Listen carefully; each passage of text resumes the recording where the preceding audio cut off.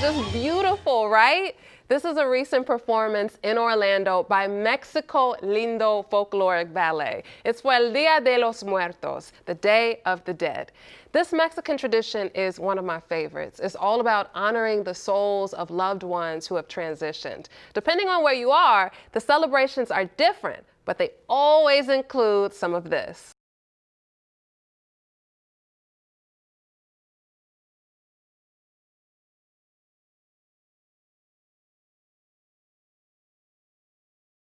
Music, dance, beautiful costumes, and ornate altars. There are more than 600,000 people of Mexican heritage living in Florida. And from the heritage comes many different rich elements from different parts of Mexico. Places like Guanajuato, Veracruz, and the internationally known Ciudad de Mexico, Mexico City. That's where today's guest, Gizela Maldonado, is from. For 5 years, she's been bringing folkloric dance to this region. I'm Renata Sago, your host, and we've got an exciting show for you featuring some dance and, as always, some conversation. It's all starting in 3, 2, 1.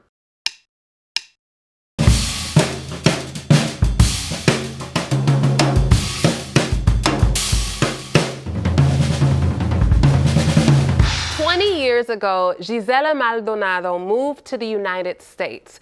She was living her life, but realized something was missing. The folkloric dance that she'd learned in school back in Mexico. Well, she wanted to spread that gift of dance to her daughters and others. So in 2015, she started Mexico Lindo Folkloric Dance. They perform throughout the region. Gizela is here with more. Hey, Gizela, so nice to see you. Hi, thank you, Renata, for having me. I'm so excited. Me too. And so you're actually a full-time veterinarian, and this is all a passion project. At what point did you say to yourself, Florida needs, Mexican folkloric dance? Well, as you just said, it started a long time ago in Mexico. I learned the folkloric dance. This is one of the electives at school. Believe it or not, it's just like taking PE. This is the elective. So since then, I was dancing then throughout my university as a veterinarian student. I was part of the group for the university. But then when I moved 20 years ago, I could not find a place to keep on practicing. I just wanted to, perform and continue with my dance. And little by little, I find out that there wasn't any group in Central Florida. So that's how it started. I also to spread this culture for my kids so they could learn it. That's how it started with my 2 kids. And little by little, I started adding more, integrating other students. And here we are, 5 years now, invited to perform at numerous venues and having a lot of fun. Yeah, I mean, I actually saw you perform recently at the City Arts El Día de los Muertos event in downtown Orlando, and I said to myself, wow, there's something that happened when COVID reached Florida. You really didn't miss a beat with classes. You were teaching, through Zoom. You were also teaching through FaceTime, right? Yes, we've been doing that, and it is very important to engage students and everyone, and we know how critical now media has been and how important. So, and to keep them motivated, to know that we're still out there, we're still out there for them. So, and they were very happy to continue. We had our challenges, obviously, as we know. The transmission delays a little bit. So when I'm teaching the right, they're already on the left side. But it was fun as well. We just had to enjoy the ride.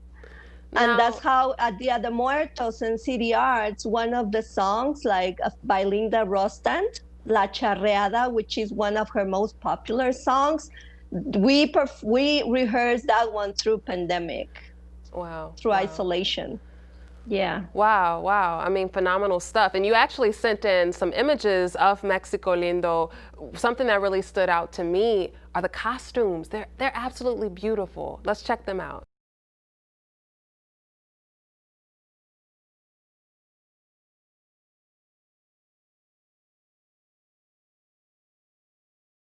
So you perform, Gizela, in restaurants. Where else can we see you guys perform?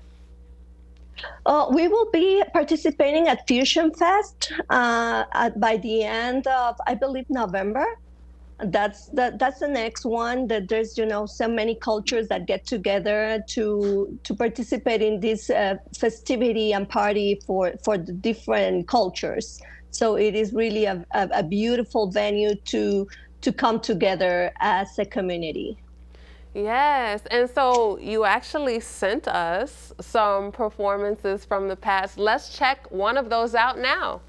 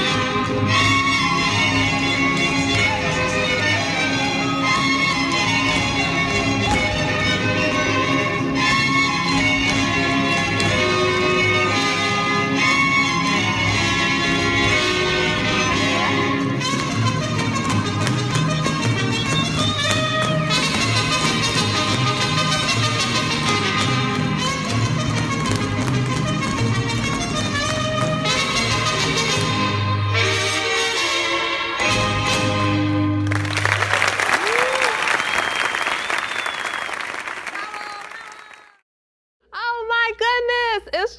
It's just amazing. And something that we really don't talk about as much is that there are 32 sort of federal districts in Mexico. And the way that dance is done, the way the costumes are done, it's all different, right? I mean, what sets Mexico City apart from the others? That is correct. It is just like a country within a country, 32 different countries. So if you move from each state, you're going to have a different food style, different costumes, different dance and music. So we have to face that challenge. We cannot perform like this headpiece that I'm wearing is from Jalisco. You cannot wear this headpiece if you're dancing something from Veracruz or Yucatan because they're completely different. So we just try to adjust, especially the costumes. Can you imagine the challenges of changing outfits in between numbers? Right. So we had to really run and come back, and but we just enjoy spreading this difference, and so for people and the community to learn a little bit of Mexico, even if they haven't been there, just to get a little taste. It's not only tacos, it's not only margaritas and tequila. Well, that's a very critical part of it, but I mean, there's so much more Yeah, you gotta have the behind tequila. that. So there's stumping too. Stumping is really significant within the context of the dance. What is it about that stumping? Yeah, so this is a very important part. We're one of the only, you know, countries in America that stomp, just like tap. We have this footwork, The other one, it's more in Europe. It is Spain with the flamenco. So Mexico has engaged on, they melt pot all these different styles when we were conquered. So when Spaniards and even folk from other countries like Poland, we have involve all of those dance styles and make it into our own. So the stomping, it's a really very important part of every single dance in Mexico. Yes, it's just phenomenal the way that the footwork manifests itself across the world. I mean, I know in Chicago we have, it's literally called footwork. And then you have the Greek, the step team. So Gizela, how can we follow you? How can we follow Mexico Lindo? Oh, well, thank you. So you can follow us through Facebook. We have our page, Mexico Lindo Folkloric Ballet Orlando. Instagram, Mexico Lindo Orlando. And obviously, you are more than welcome to join our group. Any age, any gender, well, 8 and up are welcome. You don't have to know any dance before. You don't have to have any previous experience. You just have to have the passion of learning from a different country, and making new friends, and then you get to perform in different places. Wonderful. Gizela Maldonado of Mexico Lindo Folkloric Dance, thank you so much for joining us. Thank you, Renata. I'm very happy, and thank you for the opportunity for Orange TV for having us. Well, I hope you've enjoyed today's show. You can find more episodes on demand at orangetvfl.net. Follow me as well on social media at Renata Sago. I'm so looking forward to seeing you next time. And please know we're always looking for more talent. I know it's out there. All you have to do is submit your video to live@orangetvfl.net. Do it through Dropbox, do it through WeTransfer, and we might use it on a future episode of Live from Home. Until next time, be your wonderful self always.